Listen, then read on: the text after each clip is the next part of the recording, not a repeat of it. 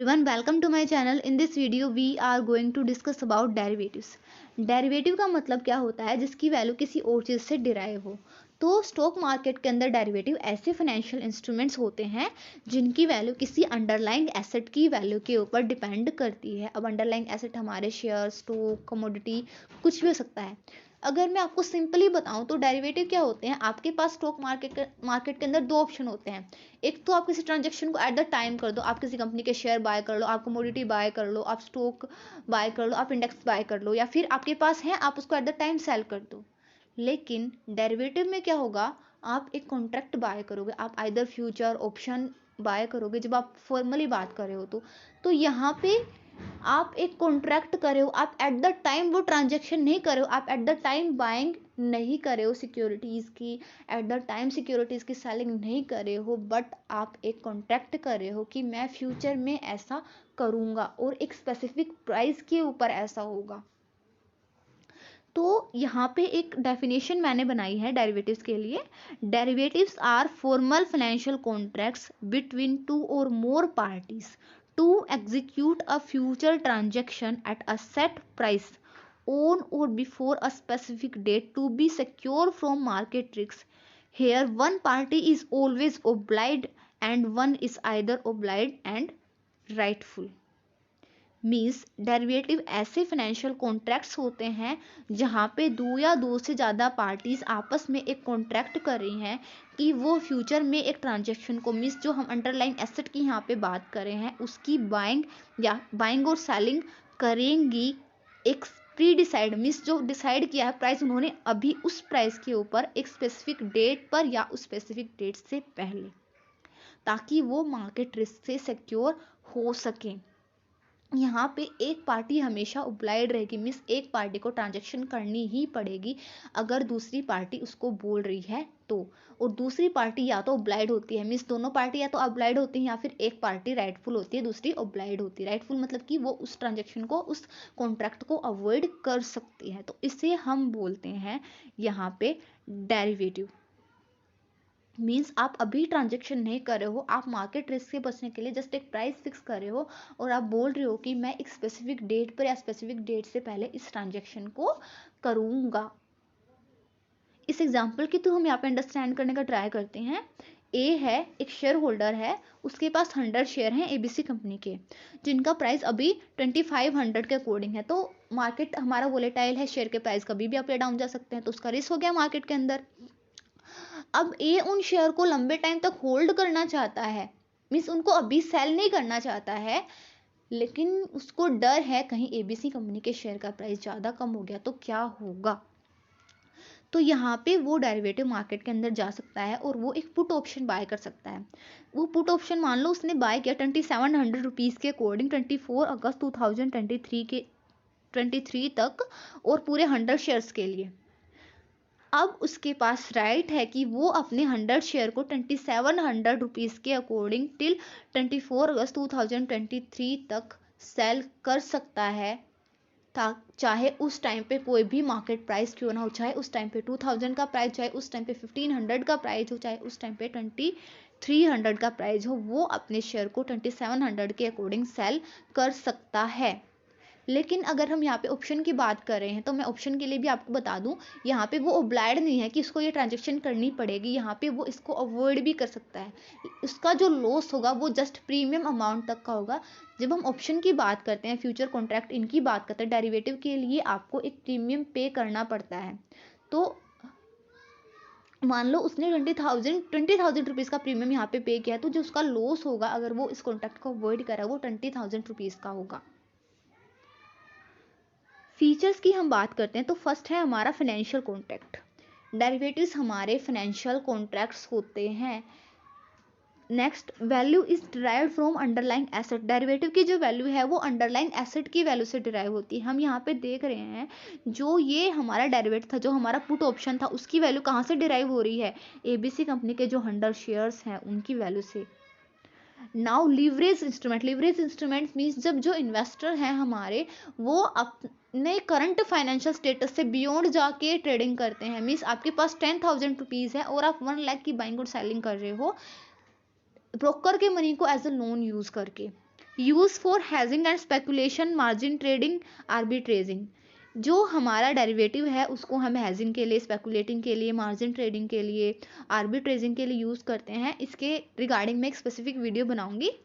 One party losses and another gains, यहाँ पे एक पार्टी का लॉस होता है और दूसरी पार्टी का प्रॉफिट होता है। मीन्स यहाँ पे बेट सिस्टम होता है। एक पार्टी बेट करी है कि इस चीज का प्राइस फ्यूचर में इंक्रीज होगा, दूसरी पार्टी बेट करी है इस चीज का प्राइस फ्यूचर में डिक्रीज होगा।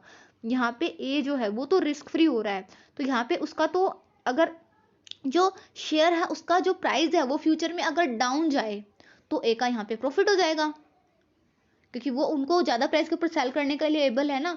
दूसरी पार्टी जो उनको ज्यादा प्राइस पे बाय कर रही है उसका लॉस है, लेकिन अगर इनका शेयर का जो प्राइस है फ्यूचर में अप जाएगा, ज्यादा जाएगा, तो ऑब्वियसली वो इस ट्रांजेक्शन को अवॉइड कर देगा, तो उसका लॉस हो जाएगा प्रीमियम का और दूसरी पार्टी को प्रीमियम मिल रही है।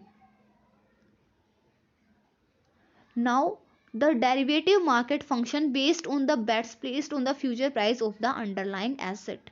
मीन्स जो डेरिवेटिव मार्केट है वो फ्यूचर प्राइस जो है एसेट की उसकी बेट के ऊपर काम करता है। एक कम बोल रहा है और दूसरा ज्यादा बोल रहा है।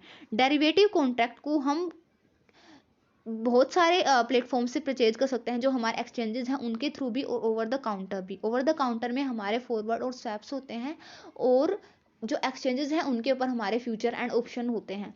फ्यूचर जो है हमारे डेरिवेटिव्स उनमें सबसे ज़्यादा ट्रेडिंग होती है। Regulated by SEBI, RBI and FMC.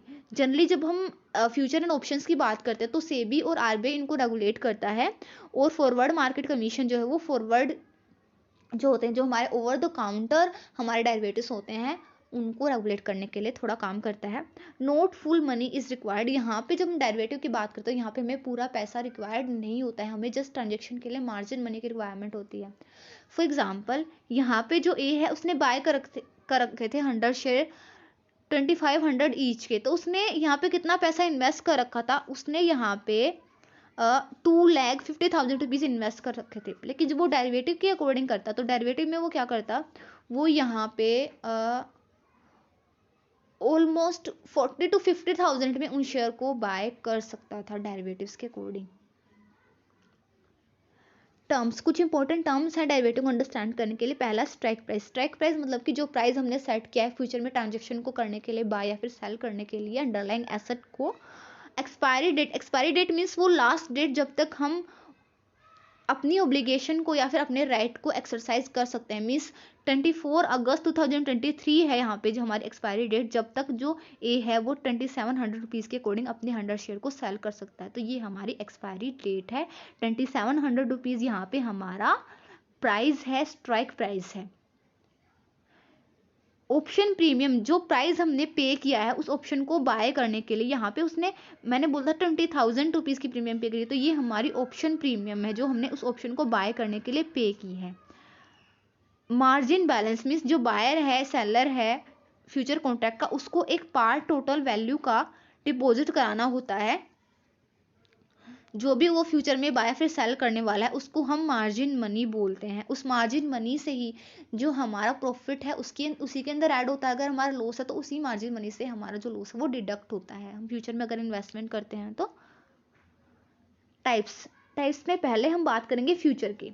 Future contract means future derivative क्या होते हैं, ऐसे एग्रीमेंट जिसमें दो या दो से ज़्यादा पार्टीज आपस में एग्रीमेंट कर रही हैं कि वो जो हमारे अंडरलाइंग एसेट है उसको एक सेट प्राइस के ऊपर बाय या फिर सेल करेंगी एक स्पेसिफिक डेट पे। ये ऑब्लिगेटरी होते हैं। ऑब्लिगेटरी मतलब कि ये ट्रांजेक्शन होनी ही होनी है, ऐसा फ्यूचर में जरूर होगा। Standardise and traded on stock exchanges. Standardise होते हैं मीन्स ये स्टैंडर्डाइज मीन्स कि पहले से ही ये रेडी होते हैं, बने बनाए होते हैं, आपको चूज करना होता है, आप कस्टमाइज इनको नहीं कर सकते हो अपने according. Traded on stock exchange. Traded on stock exchange का मतलब क्या है, जो स्टॉक एक्सचेंजेस हैं हमारे एनएससी, बीएससी, इनके ऊपर इनकी ट्रेडिंग होती है, इनके ऊपर इनकी बाइंग एंड सेलिंग होती है। जो इन्वेस्टर्स हैं रिस्क से बचने के लिए, हेजिंग के लिए इन कॉन्ट्रैक्ट्स को बाय करते हैं ताकि वो मार्केट के अंदर जो प्राइस फ्लक्चुएशन है, उनके पास जो सिक्योरिटी है या फिर जो सिक्योरिटी वो फ्यूचर में बाय करने वाले हैं उससे रिस्क फ्री हो सकें। सेबी इनको रेगुलेट करता है। बेसिक जब हम एक्सचेंजेस की बात करते हैं तो एक्सचेंजेस के ऊपर जो भी जिस भी चीज़ की बाइंग एंड सेलिंग हो रही है उनको सेबी रेगुलेट करेगा। फ्यूचर कॉन्ट्रैक्ट कॉन्ट्रैक्ट जो हैं वो किसी भी टाइप की एसेट के ऊपर बेस्ड हो सकते हैं, कमोडिटी है हमारी,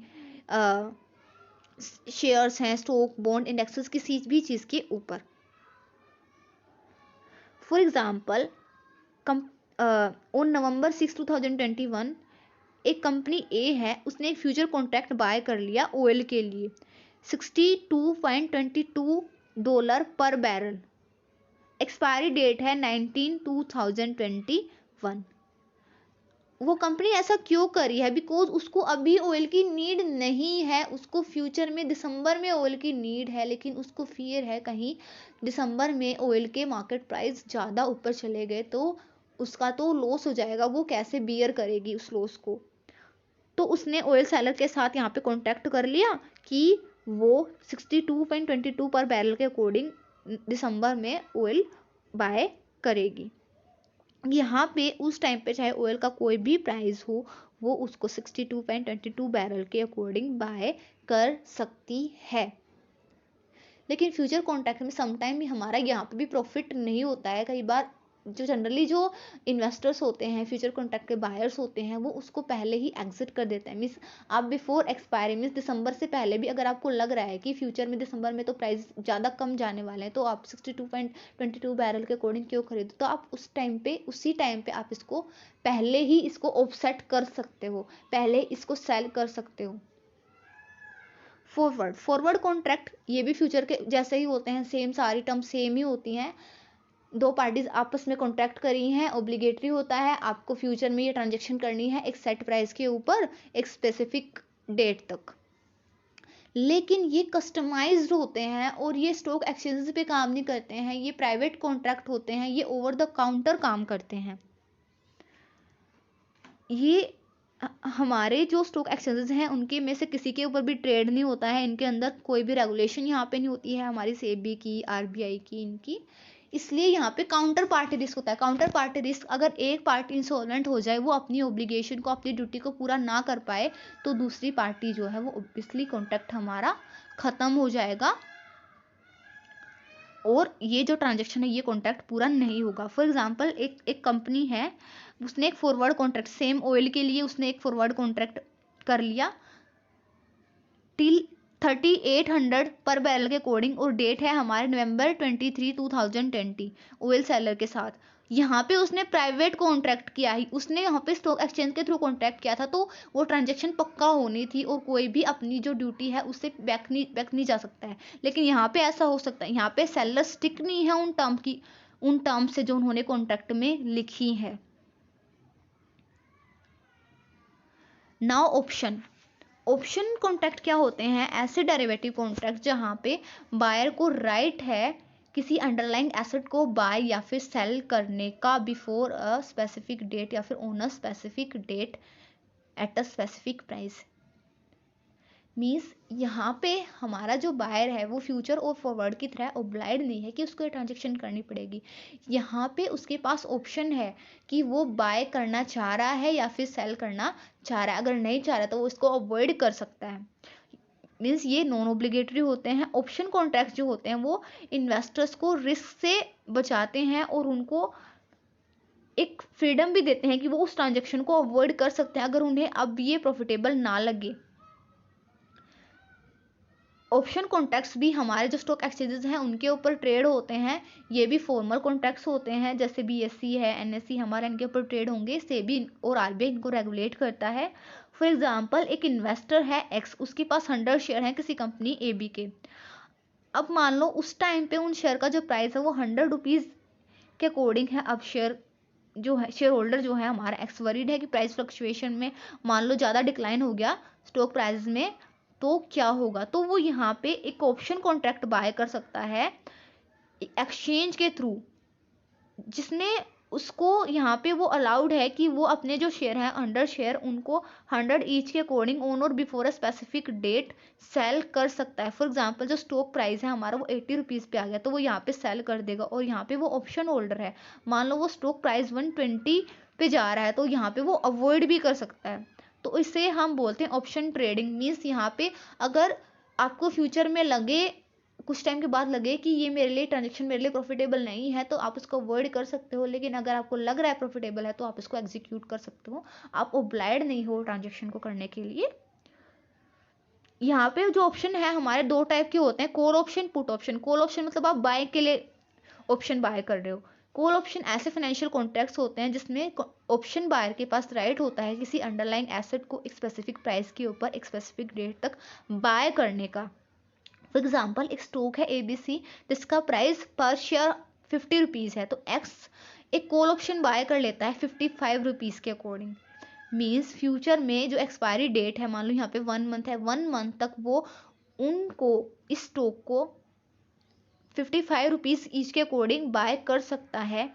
लेकिन अगर जो प्राइस है हमारा वो यहाँ पे मान लो 49 पे, 50 पे, 52, 53 पे जा रहा है, तो वो इसको अवॉइड भी कर सकता है। यहाँ पे उसका लॉस जस्ट प्रीमियम अमाउंट तक का होगा जो उसने प्रीमियम पे किया है उस ऑप्शन को बाय करने का। पुट ऑप्शन की बात करें तो पुट ऑप्शन में उसके पास पहले से ही वो एसेट है, पहले से ही वो सिक्योरिटी है, वो उसको सेल कर रहा है। फॉर एग्जाम्पल, ए के पास 200 शेयर हैं 100 रुपीज़ ईच के ABC कंपनी के, और वो एक्सपेक्ट कर रहा है फ्यूचर में प्राइस मान लो डिक्रीज हो जाए तो क्या होगा, तो वो एक पुट ऑप्शन बाय कर रहा है 120 रुपीज़ टिल 24 अगस्त 2023। मीन्स 24 अगस्त 2023 तक वो जो अपने 200 शेयर हैं उनको 120 रुपीज़ ईच के अकॉर्डिंग सेल कर सकता है अगर उसको लगे ये प्रॉफिटेबल है। मीन्स वो अवॉइड भी कर सकता है और वो सेल कर भी सकता है। यहाँ पे भी जो उसका लॉस है वो प्रीमियम अमाउंट तक का होगा जो उसने उस ऑप्शन को बाय करने के लिए पे की। स्वैप, स्वैप आपको थोड़ा कॉम्प्लिकेटेड लग सकता है। तो स्वैप बेसिकली क्या होते हैं, ऐसे डेरिवेटिव कॉन्ट्रैक्ट जिसमें हमारा एक्सचेंज होता है फाइनेंशियल टर्म्स का, एक कॉन्ट्रैक्ट की फाइनेंशियल टर्म का एक कैश फ्लो का दूसरे कैश फ्लो के साथ एक्सचेंज होता है। जब हमने पहले बात की फ्यूचर की, फॉरवर्ड की, ऑप्शन की, तो हम एसेट की, शेयर की, कमोडिटी की, इंडेक्सेस की, इनकी बात कर रहे थे। लेकिन जब हम यहाँ पे बात कर रहे हैं एक कैश फ्लो की, स्वैप हमारे प्राइवेट कॉन्ट्रैक्ट्स होते हैं, ये किसी एक्सचेंज के ऊपर ट्रेड नहीं होते हैं, ये भी ओवर द काउंटर काम करते हैं। जो हमारे कॉमनली यूज स्वैप कॉन्ट्रैक्ट्स हैं वो हमारे इंटरेस्ट रेट स्वैप है, करेंसी एक्सचेंज रेट स्वैप है, मॉर्गेज बॉन्ड स्वैप है। ये एग्जांपल है हमारा, ये एग्जांपल है आपका इंटरेस्ट रेट स्वैप का। ए है एक पर्सन, उसने एक लोन लिया 20 लाख रुपीज़ का, और उसकी जो इंटरेस्ट रेट है वो वेरिएबल है, मिस मार्केट के अकॉर्डिंग चेंज हो रही है, और एट द टाइम वो इंटरेस्ट रेट 5% है। तो लोन की इंटरेस्ट रेट वेरिएबल है, तो यहाँ पे उसका रिस्क है इंटरेस्ट रेट तो क्या पता हद से ज़्यादा इंक्रीज हो जाए और क्या पता कम भी आ जाए। तो ऐसे सिचुएशन में ए चाह रहा है कि वो एक फिक्स्ड इंटरेस्ट रेट पे करे। अब ए क्या कर सकता है, एक दूसरी कंपनी बी को अप्रोच करता है, और जो बी है उसकी जो इंटरेस्ट रेट है लोन की वो 6% है सेम प्रिंसिपल अमाउंट के लिए, और बी जो पेमेंट है लोन की जो वो ए कंपनी को कर रहा है, जो ए जो है जो 20 लाख रुपए जिसने उस कंपनी से एग्जैक्टली बोरो कर रखे हैं उसको कर रहा है, उसके साथ स्वैप करने के लिए रेडी है। तो यहाँ पे एक्चुअली क्या होगा, 6% के ऊपर 6% फिक्स रेट यहाँ पे वो उसको दे रही है। एक्चुअली में क्या होगा यहाँ पे, जब जो वेरिएबल इंटरेस्ट रेट है हमारी, जो चेंजिंग इंटरेस्ट रेट है, मान लो अगर वो 7% हो गई, मीन 6% से ऊपर जो हमने 6% फिक्स की है, मान लो वो 7% हुई, तो जो कंपनी बी है जिसने स्वैप के लिए जो स्वैप करी है वो 1% के ऊपर 20,000 रुपीज़ पे 1% के रेट के 20 लाख रुपीज़ पे 1% की रेट के अकॉर्डिंग ए को पैसे देगी। लेकिन अगर जो हमारी इंटरेस्ट रेट है वो 6% से नीचे जाए, 5-4 जाए, मान लो 5 चलेगी, तो 1% के अकॉर्डिंग ए जिसने स्वैप किया है बी के साथ वो उसको पे करेगा। तो बेसिकली ए के पास से तो 6% की रेट के अकॉर्डिंग पैसे जाएंगे। अगर रेट 6% से ऊपर है तो उसको बी कंपनी कॉम्पनसेट कर रही है, लेकिन अगर वो 6% से नीचे जा रहा है तो ए जो है वो बी कंपनी को पैसे दे रहा है। तो ए की ओर से जो इंटरेस्ट रेट है वो हमारी फिक्स हो गई है, उसको 20 लाख रुपीज़ पे 6% के अकॉर्डिंग ही पे करना है। Advantages and disadvantages to invest in derivatives, lock in price, price हमारे यहाँ पे लॉक हो रहा है, आप फिक्स प्राइस कर सकते हो फ्यूचर ट्रांजेक्शन के लिए। लो ट्रांजेक्शन कॉस्ट, अगर हम शेयर की स्टॉक्स की इनकी बात करते तो हमारा जो ट्रांजेक्शन कॉस्ट है वो ज़्यादा होती है, लेकिन डेरिवेटिव के केस में ट्रांजेक्शन कॉस्ट बहुत ज़्यादा कम होती है। हम अनफेवरेबल जो मार्केट मूवमेंट्स हैं, मार्केट रेट्स हैं, उनसे बच सकते हैं, अपने रिस्क को कम कर सकते हैं। मिटिगेट रिस्क, हमारा जो रिस्क है वो यहाँ पे कम हो रहा है। डिसएडवांटेजेस क्या है? हार्ड टू वैल्यू, आप इजीली इनको वैल्यू नहीं कर सकते। जो अंडरलाइंग एसेट है उसकी वैल्यू बहुत ज़्यादा फ्लक्चुएट होती है। Subject to counter party default, counter party default का भी यहाँ पे रिस्क होता है। जब हम ओवर द काउंटर और प्राइवेट कॉन्ट्रैक्ट्स की बात करते हैं, तो अगर एक पार्टी अपनी जो ड्यूटी है उसको पूरा ना कर पाए तो ऑब्वियसली जो हमारा कॉन्ट्रैक्ट है वो ब्रोक हो जाएगा। कॉम्प्लेक्स टू अंडरस्टैंड, डेरिवेटिव को समझना बहुत ज़्यादा मुश्किल है। जैसे हम शेयर्स को, इनको इजीली समझ सकते हैं, ऐसे डेरिवेटिव को इजीली हम नहीं समझ सकते। Sensitive to supply and demand factor, supply और डिमांड फैक्टर्स के सेंसिटिव हैं ये। मीन्स कई बार जो हमारा बेट सिस्टम है वो भी, मीन्स अगर बहुत सारे लोगों ने इस चीज़ के ऊपर बैट लगा दिया कि इस चीज़ का प्राइस फ्यूचर में बहुत ज़्यादा कम होगा, तो ये चीज़ भी आपको इफेक्ट करेगी। स्पेकुलेटिव नेचर, स्पेकुलेटिव नेचर मतलब कि यहाँ पे एक टाइप की सट्टेबाजी हो रही है। यहाँ पे बैट सिस्टम है कि आप यहाँ पे मार्केट में बहुत ज़्यादा रिस्क ले रहे हो तब आपको प्रॉफिट हो रहा है, तो ये स्पेकुलेटिव नेचर होता है डेरिवेटिव्स का। Thank you all. Thank you for watching my video. If you like the video, don't forget to like, subscribe and comment on my channel. In the next video, I am going to make the full video on derivative market. In this video, we will discuss the functioning of derivative market, the uses of derivative market and the users of derivative market. And there you will be totally understand the concept of derivative.